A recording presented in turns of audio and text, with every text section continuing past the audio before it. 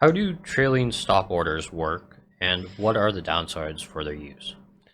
Yeah, I've been advocating the possibility of a trailing stop on Nvidia, for example, Hmm. just because it's been going so bananas. And, at least taking some of your shares that represent some of your profits or whatever you might have and putting a trailing stop. I'm looking at a 25% trailing stop. I don't really want to sell Nvidia. Yep. I want to give it a little room, a lot of room.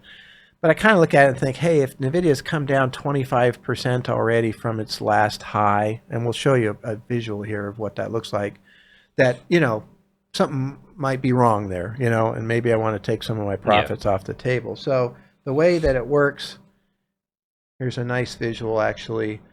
So let's say you bought NVIDIA number one there, and you would put in a trailing stop, a 25% trailing stop. Yep.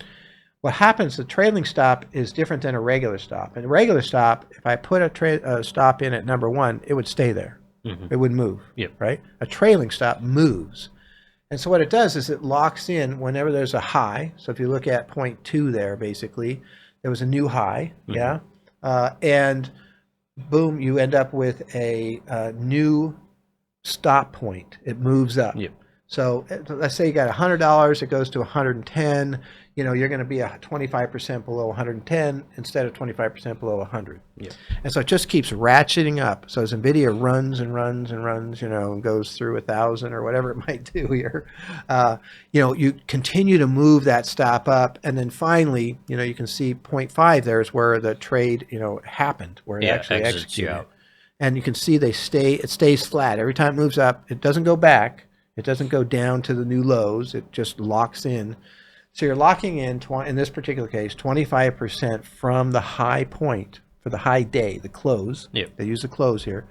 So the highest close day that NVIDIA has, you would lock in at 25%. And if it finds a new high, you lock in another new stop that's a little bit higher, right? And so that's how it works. They're really nice, actually. I really like trailing stops just because, again, if it was still at number one, you might have a 50 or 60% drop or 200% Yep. drop or whatever it is before you can't get 200% drop. Um, But whatever it might be, it would still be at number one, and so you can adjust those yourself and what have you. But the trailing stop just automatically does it. Again, there's some disadvantages, yeah. right? So if you have your trailing stop too close, you maybe get it might trade exit too early Yeah, in a sense that you miss a bounce up.